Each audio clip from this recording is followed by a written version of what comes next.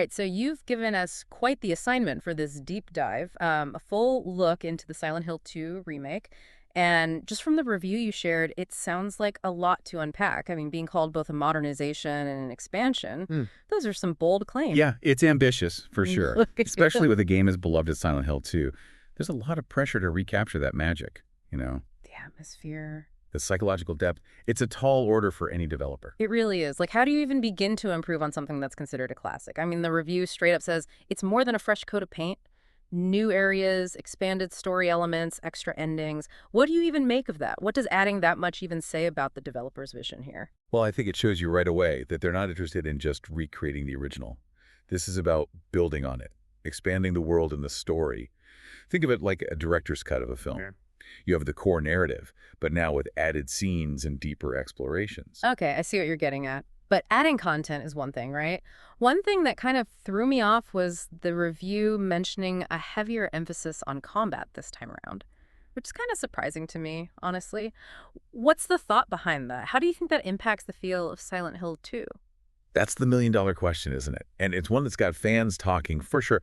Because remember, the horror of Silent Hill 2 was always more about atmosphere and tension, that feeling of vulnerability.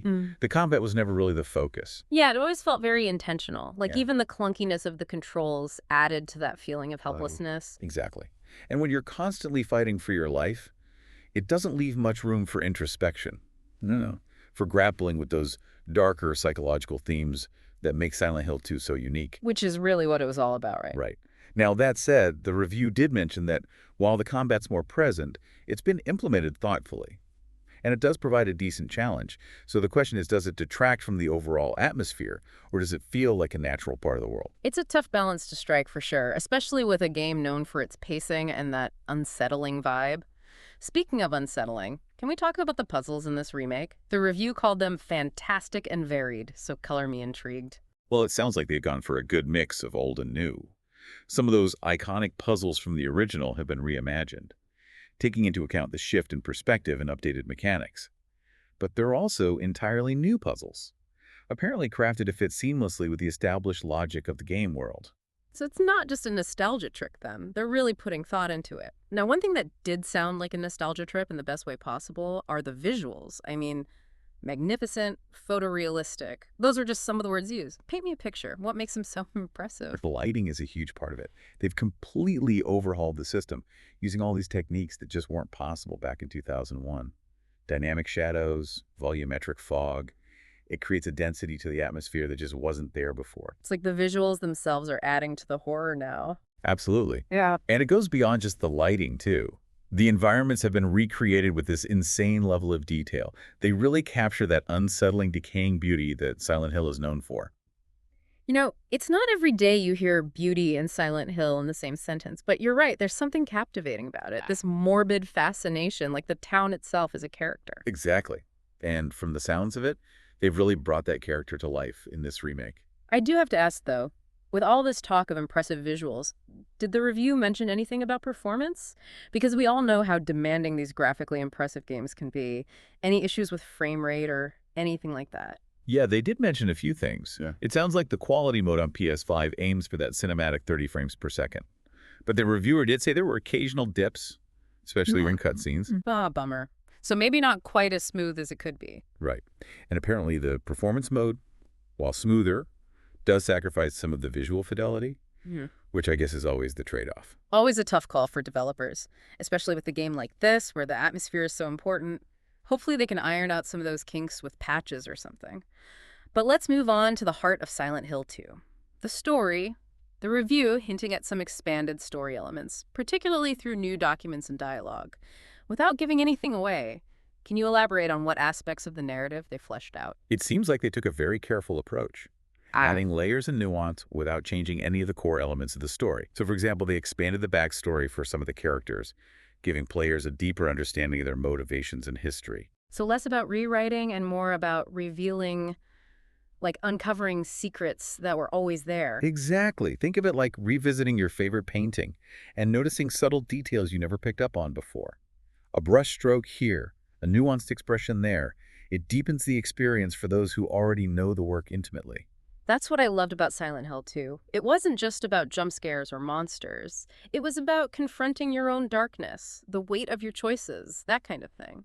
And that's what these new elements seem to emphasize even more. The review talked about how these additions add a whole other layer to the psychological horror, making players question their perceptions even more. Okay, so for the big question, the review mentioned new endings without spoiling anything. Can you give us an idea of what to expect? Are we talking small variations or completely different outcomes? It sounds like it's a mix of both. Some endings offer new perspectives on existing conclusions, maybe providing a deeper understanding of certain events. But then you have these entirely new paths, it seems, unforeseen outcomes that could totally change your understanding of the story. Now that's how you add a replay value. Knowing there are entirely new outcomes to uncover, it makes me want to experience it all again. It speaks to the developers' respect for the original. They understand that Silent Hill 2 is all about choice and consequence.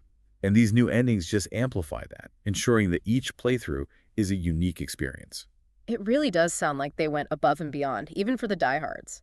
But amidst all the talk about expanded story, improved visuals, even those tweaks to the combat, there was one detail in the review that stuck with me. The fact that the original Silent Hill 2 is pretty much impossible to play on modern consoles. It's a good point. Mm-hmm. And it raises an interesting question about preservation in gaming. In a world of remakes and remasters, is it enough to experience a reimagined classic? Or is there something about those original versions, flaws, and all that deserves to be preserved? It's like the whole debate about book adaptations. Right? The movie can be amazing, but there's something special about experiencing the story in its original form, exactly as the author intended it. Exactly. And ideally, we'd have both the chance to revisit the game that started it all and the opportunity to see how it can be reinterpreted and modernized to appreciate the evolution of a franchise. Couldn't agree more. Now we've covered a lot, but one thing we haven't even touched on is the music, which is such a huge part of the Silent Hill experience. Did the review offer any insights into the soundtrack? It sounds like they really understood the assignment on that front. The review made it clear that the music is in good hands, like really good hands. Akira Yamaoka himself, the composer of the original score, was involved in this remake. Wow, no way. So we're talking about taking those iconic tracks, those haunting melodies that are basically synonymous with Silent Hill 2, and giving them a fresh coat of paint for a new generation. Exactly. And it's not just about remastering what was already there. The review mentioned new compositions as well, apparently woven seamlessly into the existing soundscape. It's like they're adding new verses to an already haunting song, deepening the emotional impact without losing what made the original so memorable. Okay, now that's just cool. I can already picture those new tracks playing during those quiet, unsettling moments. You know the ones I mean. Those stretches of anticipation that Silent Hill 2 is known for. Oh, absolutely. Building the tension slowly but surely. Okay. Speaking of which, the review also mentions something about the DualSense controller on PS5, adding to that feeling. Yeah. I'm always interested in how developers use things like haptic feedback and adaptive triggers, especially in horror games. Right. It's like a whole other level of immersion. Totally. So did they go all out with it? It sounds like they took a more subtle approach, which, honestly, knowing Silent Hill 2 might be even more effective. Less is more sometimes. Exactly. Yeah. The review gave the example of the haptic feedback syncing up with the music, so you're not just hearing those deep, resonant notes. You're feeling them too, vibrating right through the controller. Well, that's creepy. I love it. It's like blurring the lines between the game and reality. Right. It's those little touches that can really make a remake special, those extra layers of detail that show they care.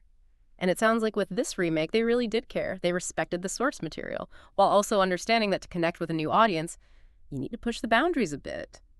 So after all that, after diving deep into the expanded story, the enhanced visuals, even those combat tweaks and that amazing sound design, what's the verdict? Is this journey back to Silent Hill worth taking? You know, based on everything we've talked about, it definitely seems like more than just a quick cash-in. This is a carefully crafted reimagining, made with a lot of love and attention to detail. They clearly wanted to create something special for both longtime fans and newcomers. It's one thing to update the graphics and call it a day. It's another thing entirely to expand on the story like this. Add new layers and endings. Even rethink the gameplay to a degree, all while staying true to what made the original so compelling. Right, it's a balancing act for sure. Will every single fan be on board with every change? Probably not. That's just the nature of remakes. Yeah. But you can't deny the care that went into this one. It's a testament to the legacy of Silent Hill 2. A reminder that some stories never really die. They just find new ways to Yeah. They'll get under our skin, I guess. Well said. And as we all get ready to once again brave those fog-shrouded streets, it does leave us with something interesting to think about. In this age of remakes and remasters, how do we balance preserving the games of the past with embracing the innovations of today? It's a question worth asking, especially as we embark on this reimagined journey into the heart of Silent Hill. Thanks for joining us on this deep dive. Until next time.